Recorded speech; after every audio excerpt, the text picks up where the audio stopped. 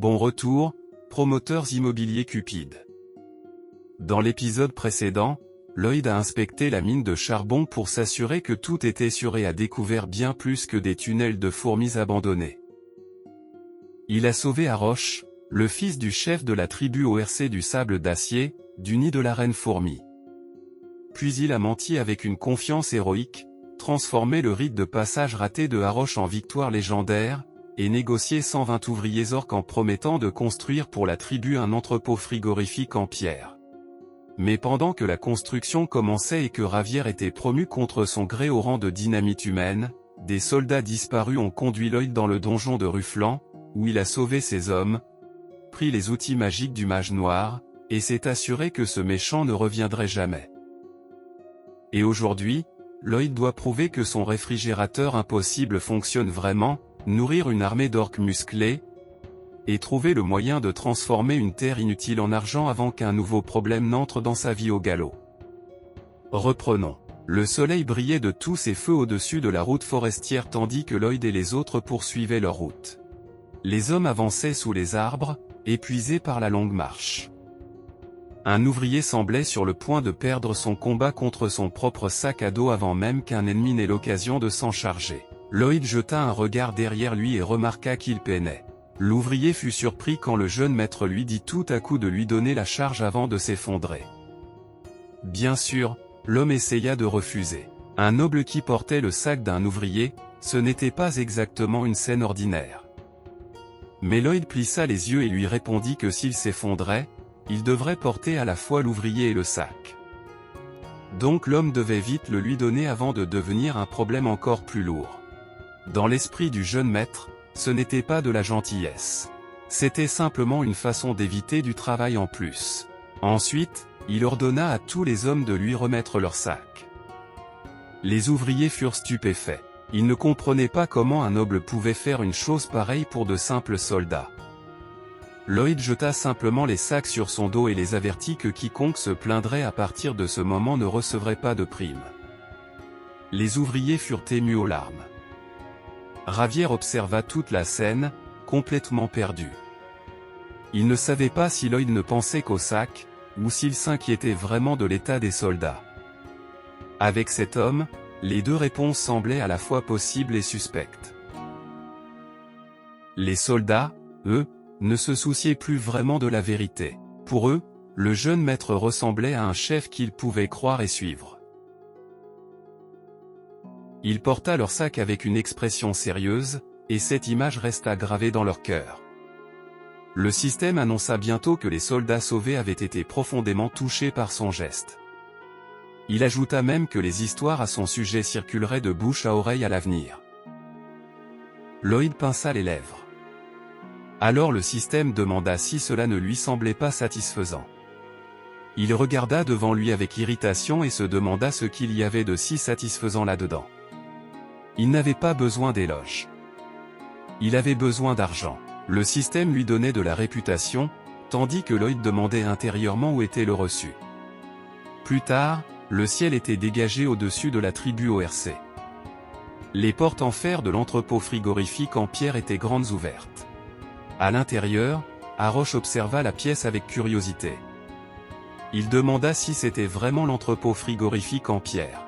Mais après avoir regardé autour de lui, il se montra aussitôt sceptique. La pièce était seulement un peu plus fraîche que dehors, et selon lui, la viande finirait quand même par se gâter rapidement. Pire encore, de la viande avariée signifiait que leurs muscles perdraient leur force d'autrefois. Pour les orques, c'était pratiquement une crise nationale. Lloyd lui dit que ce n'était que l'état actuel de la pièce. Évidemment, le travail n'était pas encore terminé. Il sourit et expliqua que l'entrepôt n'avait pas encore de glace, donc bien sûr il ne fonctionnait pas correctement.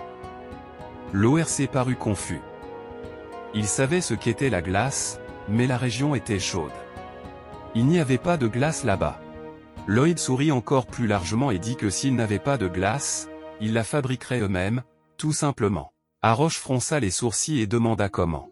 Le jeune maître continua de sourire et lui donna une réponse très professionnelle, par tous les moyens nécessaires.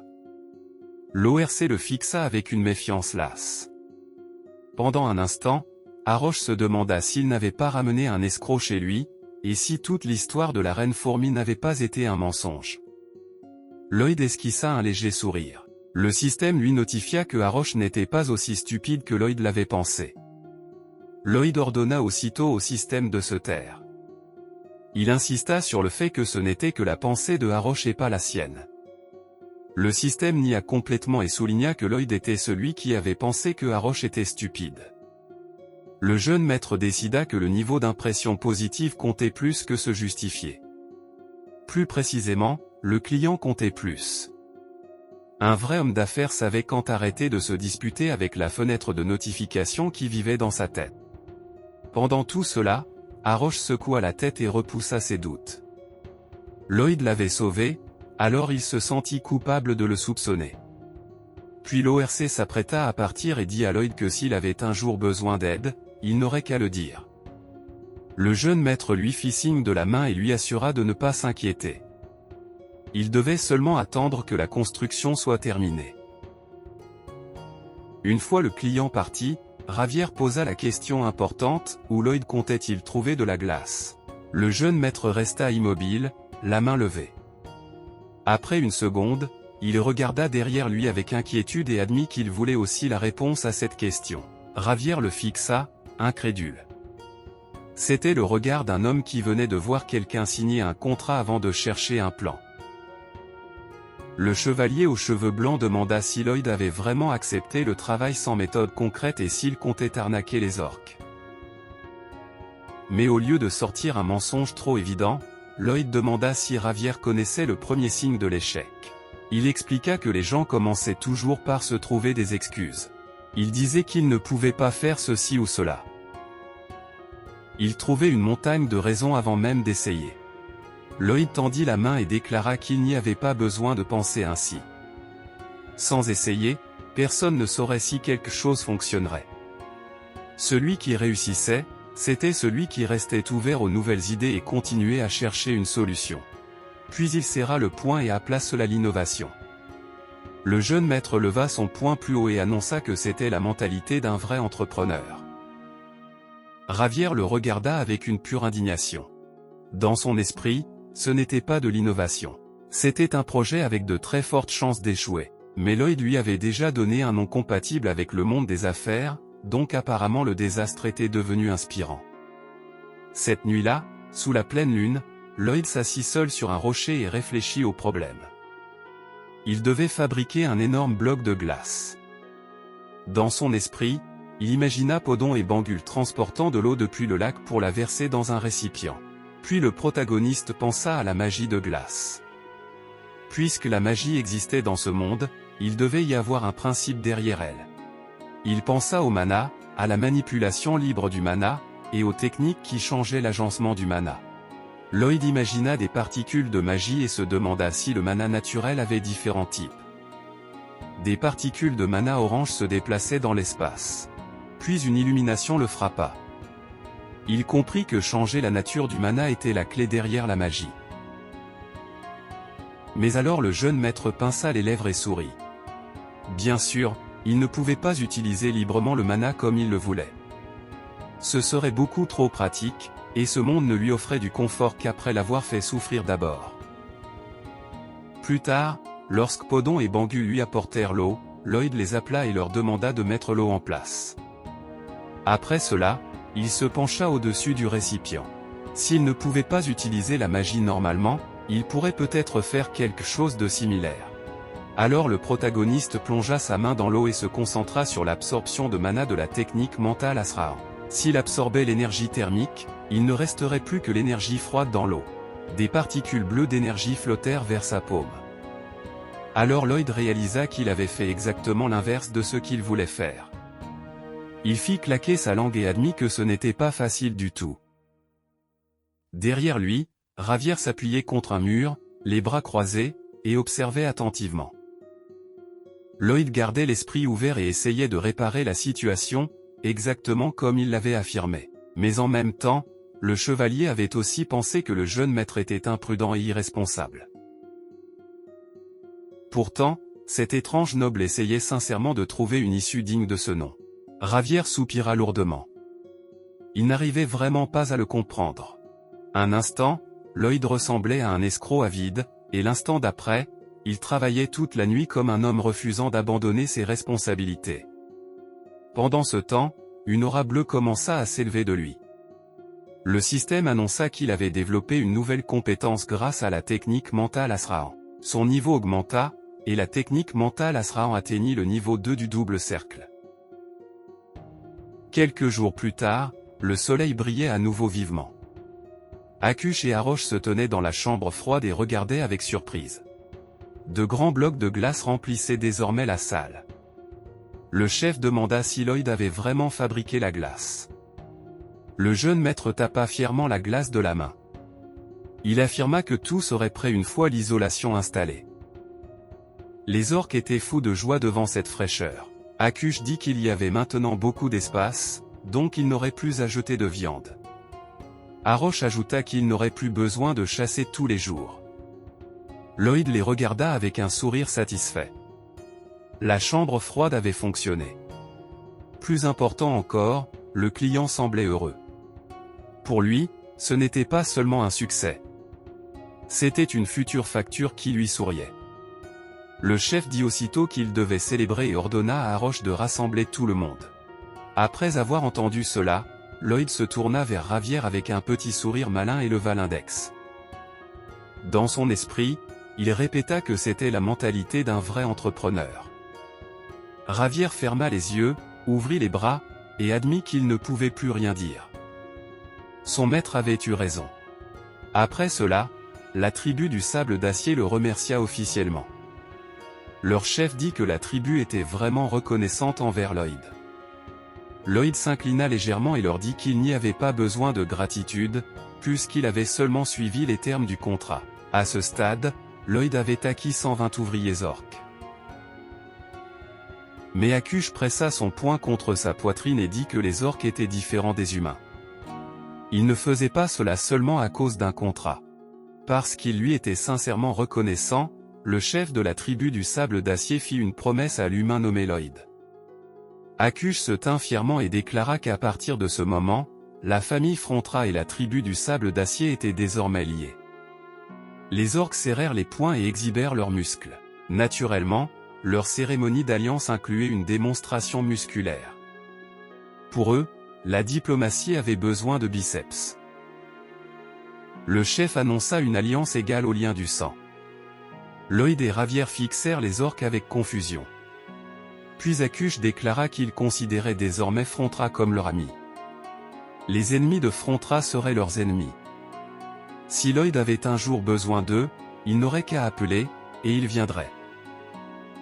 À cet instant, une fenêtre du système apparut juste devant les yeux du jeune maître. Il fixa donc la notification avec surprise. Le système lui notifia que la tribu s'était ouverte à lui. La tribu ORC l'avait accepté comme un véritable ami. Il pouvait désormais augmenter son affinité avec la tribu en utilisant les RP gagnés auprès des orques. Il reçut aussi un bonus de 100 RP pour avoir ouvert la tribu. Son total de RP passa soudain à 611.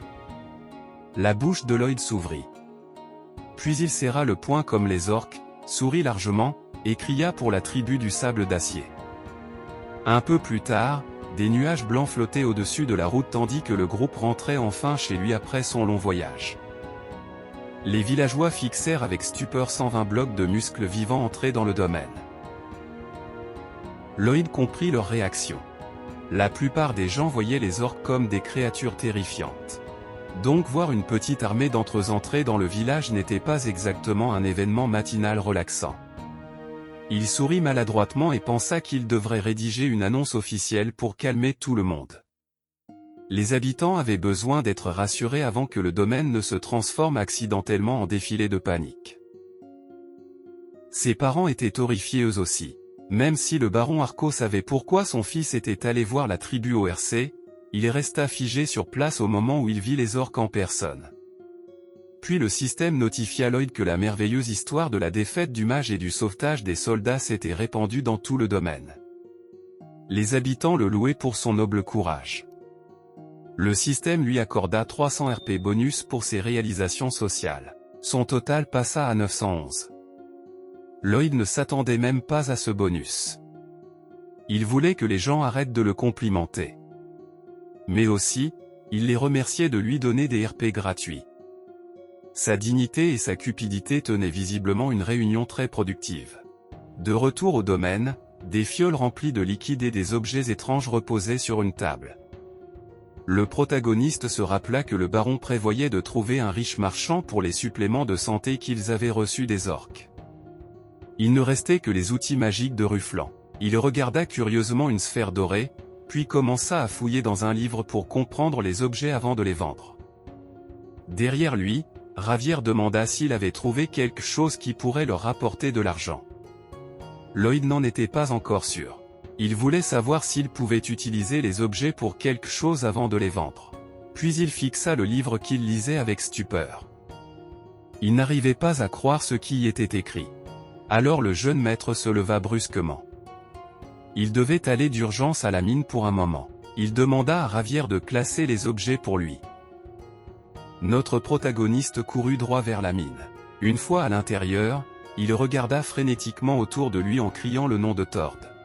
Il devait le trouver tout de suite. C'est alors que l'ancien escroc s'approcha enfin de lui, l'air épuisé, et demanda si Lloyd le cherchait. Le jeune maître posa une main sur son épaule et expliqua qu'il avait une bonne nouvelle. Mais l'escroc devenu ouvrier le regarda comme si une bonne nouvelle venant de Lloyd était forcément dangereuse. Lloyd demanda s'il se souvenait des termes de leur contrat. L'ouvrier devait travailler pour lui pendant 520 ans. Bien sûr, Thord se souvenait du contrat qui avait complètement changé sa vie. Le protagoniste sourit largement et demanda quel avait été l'intérêt de ces conditions ridicules au départ. Une chose pareille ressemblait à une blague. Puis il lui donna la chose la plus dangereuse qui soit. L'espoir. Thord n'avait plus rien à craindre. Lloyd désigna le livre et expliqua qu'il contenait des informations sur la façon de ressusciter un cadavre. Le pauvre ouvrier le fixa, déconcerté. Il était littéralement sans voix. Pendant une seconde, on aurait dit qu'il voulait oublier que ce livre avait un jour existé. À cet instant, Lloyd sourit encore plus largement. Parce que cela signifiait que Thord pourrait encore travailler les 520 années entières. Sans aucune honte, le jeune maître demanda si l'ouvrier était heureux, et si c'était amusant. Après cela, tous les deux restèrent immobiles, à se fixer pendant quelques secondes. L'expression de Lloyd devint tout à coup terrifiante. Il demanda s'il était le seul à trouver ça drôle. Alors il ordonna à Thord de sourire. L'ouvrier, complètement sonné, força un énorme sourire tandis que des larmes coulaient sur son visage. L'homme avait cru qu'au moins la mort annulerait le contrat ridicule qu'il avait signé. Et maintenant, même cela ne pouvait pas le sauver de notre garçon.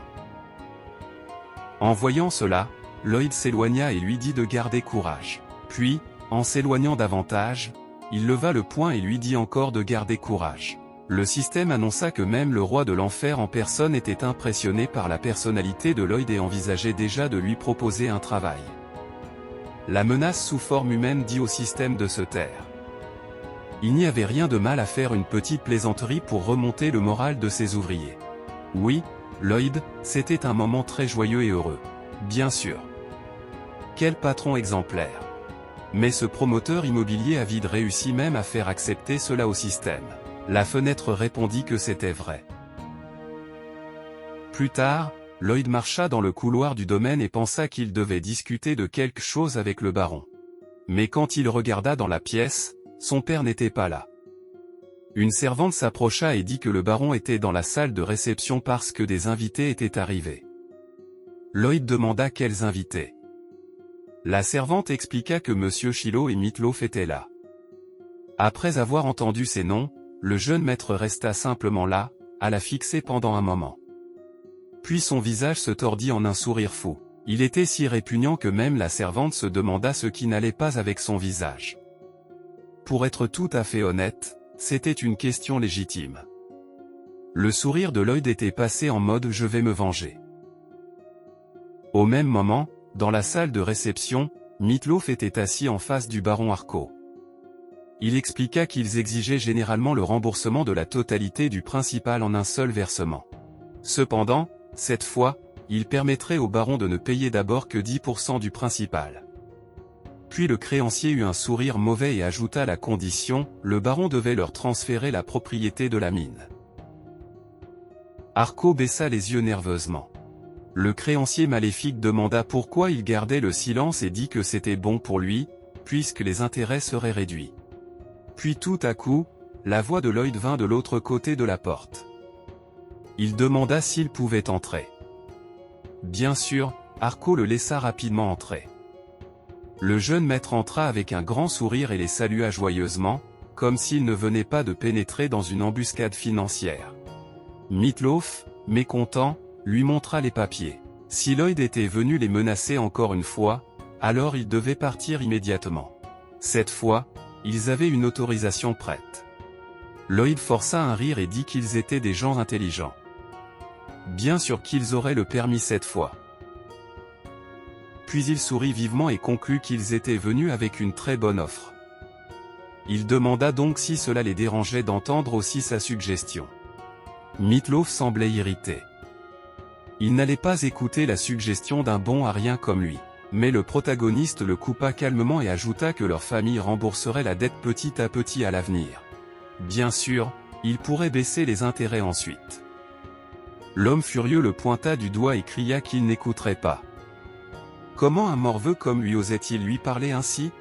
Mais notre garçon continua de sourire et demanda pourquoi eux pouvaient faire des suggestions, mais pas lui. Cela le mettait en colère. Puis une jambe d'ORC apparut dans la pièce. Arosh entra derrière Lloyd, furieux, et demanda qui avait mis son frère Frontra en colère. Dès qu'ils virent l'ORC, Meatloaf et Shiloh le fixèrent avec horreur. Arosh les fusilla du regard et dit que la tribu du sable d'acier détruirait quiconque ferait souffrir Frontra. Lloyd sourit largement et donna une petite tape sur la poitrine de l'ORC. Il demanda de quoi parlait son ami. Rien de terrible n'était arrivé. L'ORC contesta aussitôt. Pour lui, Lloyd avait clairement eu l'air en colère. Le jeune maître répondit que l'homme à Scylla avait simplement un peu haussé sa voix agaçante. Shiloh et Meatloaf continuèrent de trembler de terreur. Alors Lloyd leur dit d'ignorer Arosh et demanda ce qu'il pensait de sa suggestion. Il sourit comme un parfait maniaque et conseilla aux deux hommes que s'ils rejetaient encore sa suggestion, ils seraient très blessés. À côté de lui, Arosh fixait les hommes comme un avis d'exécution vivant et ajouta que s'ils osaient blesser Frontra, il les déchirerait. L'instant suivant, les deux hommes avaient déjà fui le domaine, terrifiés. Lloyd regarda le nouveau contrat dans sa main. Il voulait transformer la dette en quelque chose qui n'avait jamais existé, mais c'était un crime. Il devrait donc se contenter de ça. Le baron était toujours sans voix après avoir vu tout ce qui s'était passé, alors il le remercia simplement. Lloyd sourit légèrement. Leur construction d'ondoles s'étendait, et l'extraction de charbon bitumineux se déroulait bien aussi. Il pourrait donc rembourser la dette en un rien de temps. Plus tard, il tendit le papier à Arko et lui demanda de garder le contrat en sécurité. Son père eut l'air surpris, mais il accepta. Puis Lloyd révéla le plus gros problème. S'il ne le résolvait pas, les choses deviendraient graves. Il pointa Arosh et expliqua le problème. Les orques mangeaient 10 fois plus que les gens ordinaires. Arko comprit immédiatement où cela menait et eut l'air horrifié. Lloyd nota que les dépenses de nourriture n'étaient pas une plaisanterie. Mais il ne pouvait pas non plus renvoyer les orques. Après cela, la scène retourna aux mines. Comme prévu, les orques faisaient d'excellents mineurs. Un ORC massif balançait une pioche et broyait la roche comme s'il jouait à Minecraft en mode cauchemar. Leur productivité dépassait largement ce que Lloyd avait imaginé. Leur endurance et leur force musculaire étaient difficiles à décrire. Mais cela venait avec ses propres problèmes. Le jeune maître se précipita aussitôt dans la mine et exigea de savoir où se trouvait la personne dont il parlait. Un ouvrier montra un ORC qui travaillait sans arrêt depuis 24 heures. Notre garçon ordonna aussitôt aux soldats de traîner l'ORC dehors et de s'assurer qu'il ne revienne pas avant le lendemain. Le travailleur puissant cria qu'il ne voulait pas se reposer. S'il se reposait, ses muscles seraient ruinés. Il y avait beaucoup d'avantages et d'inconvénients avec les orques. Harosh expliqua que les orques n'avaient pas besoin de salaire chaque mois, ce qui semblait merveilleux au début. Mais ensuite il se tapa le ventre et expliqua qu'ils avaient seulement besoin d'assez de nourriture pour manger jusqu'à être rassasiés. Malheureusement, ce n'était pas exactement un petit détail. Plus tard, Lloyd s'assit sur le canapé et expliqua qu'il devrait augmenter énormément les impôts. Le baron sembla confus. Lloyd expliqua qu'ils utiliseraient cet argent pour acheter de la viande aux orques. Vu la productivité de la mine de charbon, ils ne travailleraient jamais à perte. Harco comprit la logique, mais il baissa quand même les yeux. Il ne pouvait pas être sûr que les gens du domaine puissent payer un impôt aussi élevé. C'était une décision difficile à prendre. Il ne pouvait pas simplement soutirer toujours plus d'argent aux habitants. Lloyd sourit légèrement et admit qu'augmenter les impôts sans fin serait du vol. Si les gens subissaient des pertes et payaient moins, le domaine perdrait aussi de l'argent. Alors le baron demanda comment exactement ils allaient augmenter les impôts. Pour Lloyd, la réponse était simple.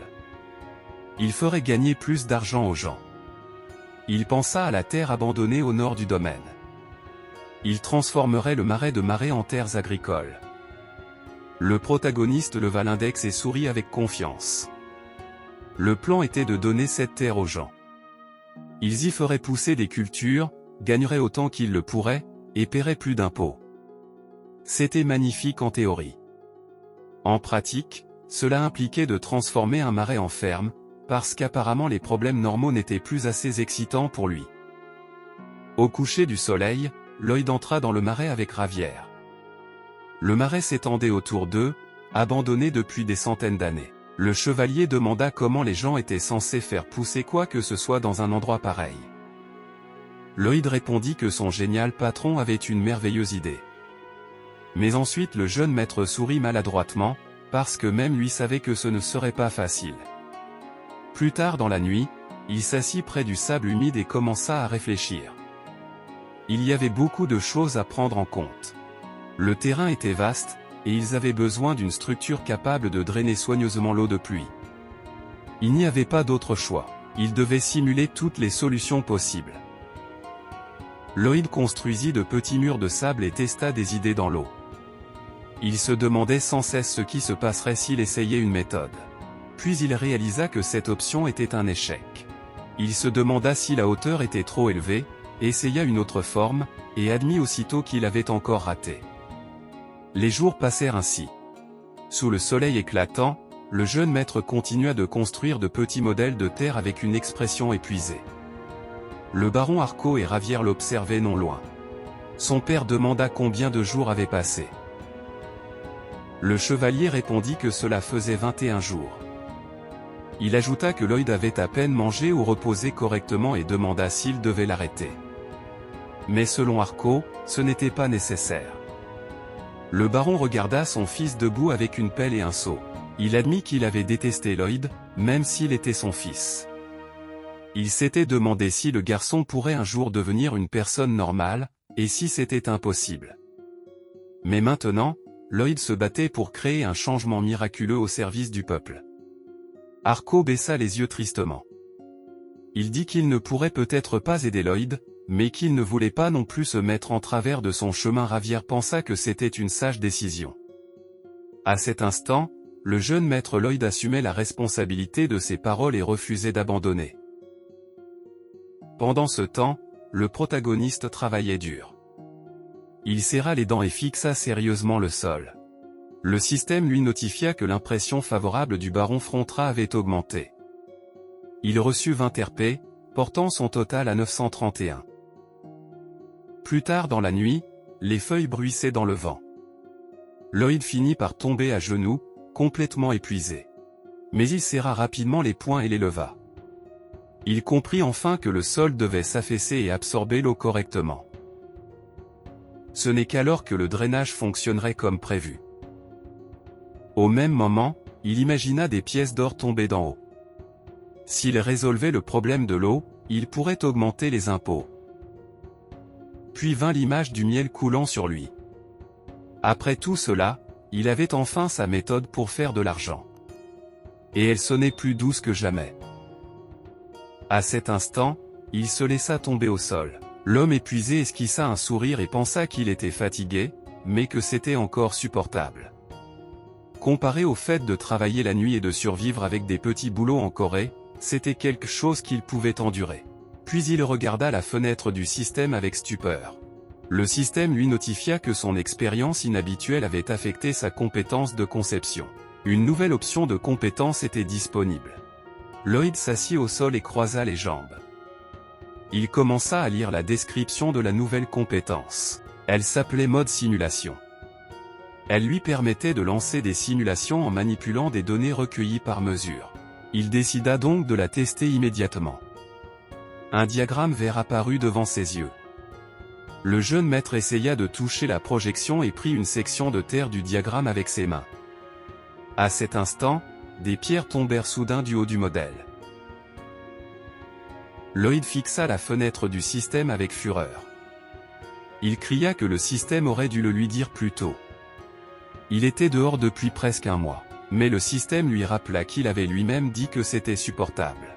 Notre garçon, toujours en colère, cria et demanda s'il comprenait à quel point cela avait été difficile. Le système répondit que les compétences pouvaient s'éveiller grâce à la sagesse acquise. Dans ce cas, la raison était son souhait. Lloyd plissa les yeux. Il ne se souvenait pas d'avoir fait le moindre souhait. Il voulut donc savoir si cela avait vraiment été son souhait lorsqu'il était arrivé dans ce monde. Il demanda au système d'être honnête et demanda s'il inventait seulement des choses pour l'énerver. Quel était le lien entre son arrivée dans ce monde et son souhait? Il regarda devant lui, confus. Il dit qu'il avait seulement voulu obtenir son diplôme universitaire, avoir une licence, entrer dans une bonne entreprise, et arrêter de s'inquiéter pour l'argent. N'était-ce pas ce qu'il avait voulu? Le système répondit que ce n'était que son objectif. Un souhait était beaucoup plus fort. C'était quelque chose d'assez puissant pour transcender le temps et l'espace. Lloyd se leva lentement et épousseta ses vêtements. Il dit que si le système allait parler du caractère éphémère de la vie, il pouvait s'arrêter. Il était occupé pour l'instant. Puis il appela Podon et Bangul. Les deux apparurent sur ses épaules et demandèrent ce que notre garçon voulait. Lloyd sourit et demanda s'il voulait rencontrer leur nouvel ami. Les deux animaux étaient confus. De quoi parlait cet humain? Quel nouvel ami? Le lendemain, sous le soleil éclatant près du marais, le jeune maître annonça que c'était la première étape du projet marais. Il expliqua qu'il devait retirer toute l'eau du marais et la jeter. En entendant cela, Podon et Bangul le fixèrent avec stupeur. Podon agita rapidement ses petites pattes avec nervosité. Mais Lloyd sourit simplement. Il ne comprenait pas pourquoi Podon était si inquiet. Pour lui, bien sûr que les deux étaient capables de s'en charger. Il les posa donc au sol. En plus, il allait aussi faire d'autres tirages aléatoires. Le protagoniste regarda au loin avec confiance. Il utiliserait tous ses RP et invoquerait autant de créatures fantastiques que possible. Une fenêtre du système apparut. La sélection aléatoire d'une espèce fantastique coûtait 100 RP par tirage. Lloyd calcula que puisque le prix augmentait d'une fois et demie à chaque tirage, il pouvait obtenir 4 créatures. Alors sans perdre de temps, il appuya sur démarrer. Il n'avait besoin d'aucune compétence spéciale. Tandis que la roulette aléatoire tournait comme une caisse de Counter-Strike, Lloyd savait que d'énormes créatures comme Podon et Bangul suffiraient si elles pouvaient écoper l'eau. Puis quelque chose commença à sortir du petit cercle vert en forme d'engrenage dans les airs. Une tête en émergea. L'instant suivant, la créature jaillit et percuta directement le visage du jeune maître. Une petite boule jaune de la taille d'une balle de tennis rebondit sur le sol. Quand Lloyd regarda de plus près, il vit un minuscule hippopotame jaune debout là, qui le regardait joyeusement. La petite créature annonça joyeusement son nom, Hippo. Notre garçon fixa la scène avec stupeur. Qu'est-ce que cela voulait dire? Hippo? Oh non, Était-ce vraiment la chose à laquelle il pensait? Un hippopotame?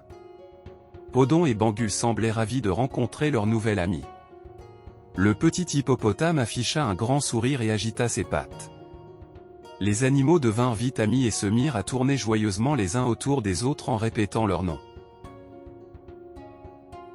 Lloyd se pencha. Il ne voulait pas interrompre leur célébration, mais il avait besoin des instructions de leur nouvelle recrue. Le petit hippopotame jaune cracha rapidement un papier de sa bouche. Le protagoniste nota qu'il s'était déjà habitué à cette partie. Il déplia le papier mouillé et plissa les yeux. Mais lorsque Lloyd lut les instructions, son visage montra un net mécontentement. Apparemment, Hippo ne grandirait pas même s'il était nourri avec des graines de tournesol. Il regarda la minuscule créature au sol, qui souriait gaiement, et se demanda s'il avait vraiment échoué cette fois. Le jeune maître croisa les bras et étudia l'animal. Pendant ce temps, il souriait en fixant son nouveau propriétaire. Puis Lloyd se détourna et dit qu'il aimerait tirer à nouveau. Cela fit immédiatement se figer Hippo. Le système lui notifia que la sélection de créatures fantastiques n'était disponible qu'une fois par jour. Alors l'invocateur déçu marmonna qu'il avait perdu son temps. Podon et Bangul passèrent immédiatement en mode défense pour leur minuscule ami. Bangul bondit devant Lloyd, criant en Bangul. Bangul, comme si elle déposait une plainte officielle, tandis que Podon serrait le triste Hippo dans ses bras et lui tapotait le dos comme un hamster moelleux de soutien émotionnel. Lloyd les fixa avec incrédulité et demanda s'il pensait vraiment qu'il était méchant. Il s'assit à côté d'eux et expliqua qu'il y avait simplement plus de travail à faire. Il le savait aussi. Hippo était tout simplement trop petit pour être utile. Le hamster et le serpent passèrent immédiatement en mode protestation générale. Bangul et Podon sautèrent devant Hippo comme de petits gardes du corps, tenant des pancartes pour défendre leur ami jaune en pleurs. Bangul cria « Bangul !» Bangul, tandis que Podon cria « Podon !» Podon, avec le sérieux d'un leader révolutionnaire. Derrière eux, le pauvre Hippo continuait de pleurer, totalement protégé par ses deux petits avocats enragés. Lloyd regarda la protestation dramatique et dit sèchement qu'il était vraiment terrifié. Pourtant, il regarda le nouvel animal et demanda quelles compétences il possédait. Il se demanda s'il pouvait au moins absorber l'humidité des vêtements. Une fenêtre apparut au-dessus de la créature et montra sa compétence. One Shot, niveau 1. Lloyd se pencha en avant et demanda si la bête pouvait vraiment boire de l'eau d'un seul coup. La créature hocha sa petite tête pour confirmer. La question importante était donc, combien? Hippo tapota son ventre 4 fois avec un sourire. Le jeune maître comprit que cela signifiait 4 fois la capacité de son estomac. Il esquissa un sourire crispé et détourna le regard. Dans un sens, il avait techniquement tiré la compétence dont il avait besoin. On pouvait même dire qu'il avait de la chance, si on ignorait le petit détail que sa solution de drainage ressemblait à un jouet. Puis Hippo commença à avancer vers l'eau pour faire une démonstration. En voyant cela, Lloyd le laissa faire ce qu'il voulait et lui demanda de leur montrer sa seule et unique compétence. Alors le petit hippopotame se pencha et commença à boire. Derrière lui, le protagoniste resta patiemment avec les deux autres animaux et observa. Puis il leva lentement les sourcils. Alors que la créature jaune continuait de boire l'eau, il lui sembla qu'elle avait grandi. Lloyd plissa les yeux, essayant de décider s'il imaginait des choses. Mais Hippo continua de boire. À chaque gorgée, la petite créature grandissait. Le jeune maître leva lentement la tête tandis que l'animal devenait énorme. Bientôt, le petit hippopotame atteignit une taille colossale. Presque toute l'eau du marais avait déjà disparu. Il était vraiment en train de boire l'eau d'un seul coup. Puis l'immense créature se releva et expira de joie. Elle ressemblait exactement à moi quand je me réveille au milieu de la nuit et bois un verre d'eau après avoir eu incroyablement soif. De plus, devant Lloyd se trouvait maintenant un cratère asséché, avec un poisson pataugeant pitoyablement dans le peu d'eau restante. Le protagoniste fixa la scène avec un émerveillement absolu. Il ne comprenait pas comment autant d'eau avait été avalée en si peu de temps. Si Hippo pouvait faire cela, cela signifiait qu'il pouvait assécher toute la zone en quelques jours. À côté de lui, Podon et Bangul expirèrent tous deux bruyamment par le nez, fixant Lloyd avec l'expression exacte de deux animaux qui savaient depuis le début qu'il avait tort. Le jeune maître remarqua leur visage suffisant et répliqua immédiatement en demandant pourquoi ils avaient l'air si fiers. Mais même après cela, il ne pouvait toujours pas chasser cette étrange impression. Il se détourna des invocations et appela poliment le système. La fenêtre du système apparut à côté de lui et demanda ce dont il avait besoin. Lloyd plissa les yeux et demanda si la sélection était réellement aléatoire, car seules les compétences exactes dont il avait besoin continuaient d'apparaître, presque comme si le système lui glissait discrètement la réponse parfaite à chaque fois. Le système expliqua que lorsque Lloyd était apparu pour la première fois dans ce monde, ses compétences étaient apparues les unes après les autres. Comme son rôle de personne au destin malheureux pouvait lui apporter trop d'ennuis, il avait peut-être développé la compétence tirage chanceux. Puis le système ajouta que ce n'était peut-être pas le cas après tout. Lloyd fixa la fenêtre et marmonna que le système était étrangement vague dans ses explications, comme s'il se moquait simplement de lui. Pendant ce temps, le hippo géant le regarda et dit « Hippo ». Lloyd demanda si cela voulait dire qu'il pouvait boire encore plus d'eau. Puis le protagoniste leva les yeux avec décision et l'autorisa à boire jusqu'à en être malade, parce que l'aménagement des terres de marais commencerait demain. Le lendemain, l'eau du marais se vida peu à peu. Lloyd prévoyait de commencer le projet avec la méthode de drainage vertical. Pendant ce temps, les ouvriers fixaient l'énorme animal avec stupeur. Le plan était simple. D'abord, Hippo retirerait l'eau du marais. Ensuite, il recracherait l'eau dans la rivière et retrouverait sa petite taille. Après cela, les ouvriers ameubleraient le sol et retireraient les racines et les restes de plantes du terrain. Les hommes travaillèrent dur. Ravière planta même son épée dans le sol et utilisa Explosion pour aider. Ensuite, il devait percer des trous et y insérer des poteaux de bambou. Il ferait des pieux de sable et demanderait à Podon de compacter la terre. Une fois que l'eau se serait rassemblée à l'intérieur des poteaux de bambou, le one-shot de Hippo s'occuperait de l'étape suivante. Puis Lloyd construirait une digue plus sophistiquée en utilisant sa compétence mode simulation. Le chantier avançait sous ses ordres. 10 jours passèrent, et la première section fut terminée. Le jeune maître leva la main et cria qu'ils avaient encore un long chemin à parcourir. Mais une fois le travail terminé, ils auraient une fête avec des primes, donc tout le monde devait continuer. Les ouvriers acclamèrent joyeusement et retrouvèrent leur motivation. D'une certaine façon, Lloyd avait transformé le travail du marais en festival avec échéance. L'homme avait un talent pour faire passer la souffrance pour la promesse d'un futur festin. Non loin, Ravière se tenait en sueur et torse nu en regardant le champ. Il s'appuya sur une pelle et réalisa que la terre abandonnée devenait vraiment une terre agricole. Puis le chevalier regarda la pelle avec mécontentement. Depuis quand travaillait-il sur un chantier? Il était chevalier. Il était presque sûr qu'il existait une autre fiche de poste quelque part. Lloyd accourut et lui tendit un sac de graines. Il ordonna à Ravière de les planter en commençant par une extrémité.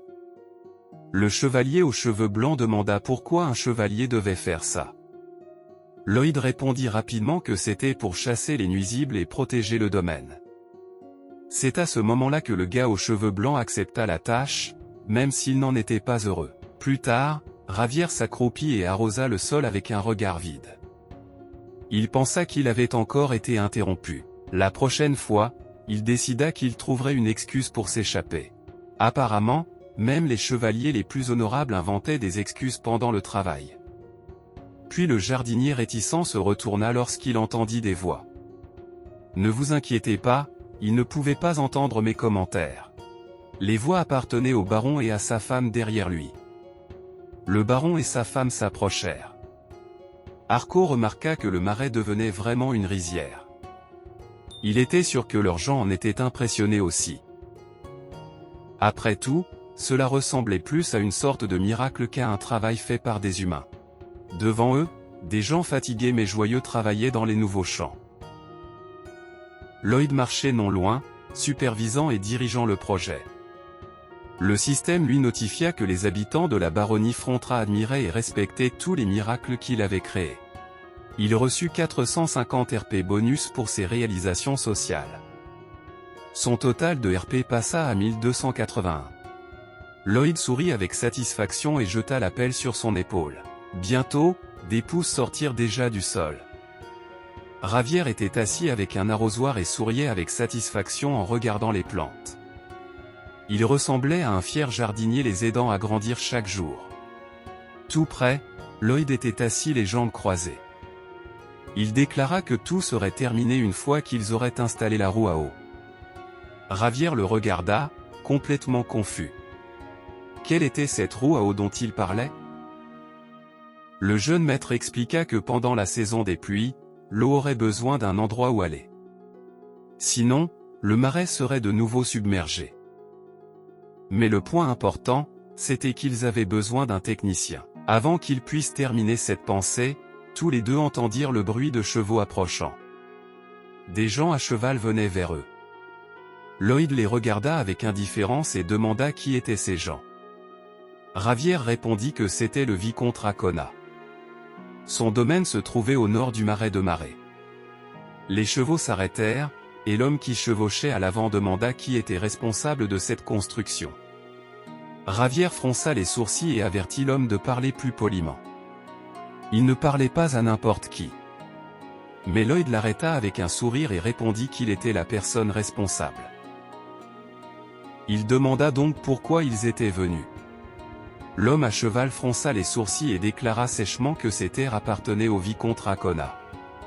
Puis il les fixa tous les deux et leur ordonna de partir immédiatement. Et comme ça, le projet du marais venait de gagner son prochain problème. Parce que Lloyd ne pouvait pas construire une ferme, nourrir les orques, payer la dette, augmenter les impôts, changer l'opinion publique, et inventer l'ingénierie du drainage en paix. Quelque part tout près, l'univers l'avait vu réussir et avait décidé de lui envoyer des problèmes à cheval. Et c'est ici que l'épisode d'aujourd'hui se termine. Lloyd a terminé l'entrepôt frigorifique en pierre en comprenant la logique de la magie de glace, a gagné la confiance de la tribu du sable d'acier, et a ramené 120 orques à Frontra. Mais ses ouvriers entraînaient d'énormes coûts de nourriture, alors notre ingénieur avide a poussé la mine plus loin, augmenté le prix du charbon, mis la pression sur les marchands, puis visé le marais de Marais comme son prochain projet lucratif. Après avoir obtenu Hippo, il a transformé une invocation buveuse de marais en parfaite machine de drainage, transformé le marais en rizière, et gagné encore plus de respect de la part du peuple de Frontra. Mais alors que la roue à eau était la dernière pièce du puzzle, le vicomte Racona est apparu et a revendiqué la terre comme sienne. Alors la prochaine fois, nous verrons peut-être si Lloyd peut défendre sa ferme miraculeuse, surpasser un noble voisin, et prouver une fois encore que l'arme la plus effrayante de ce monde n'est pas une épée, mais de la paperasse entre les mains d'un ingénieur fauché. Si vous avez apprécié l'épisode, n'oubliez pas de laisser un like, de vous abonner à la chaîne, et d'activer les notifications pour ne pas manquer la prochaine partie. Comme toujours, dites-nous ce que vous en avez pensé en commentaire.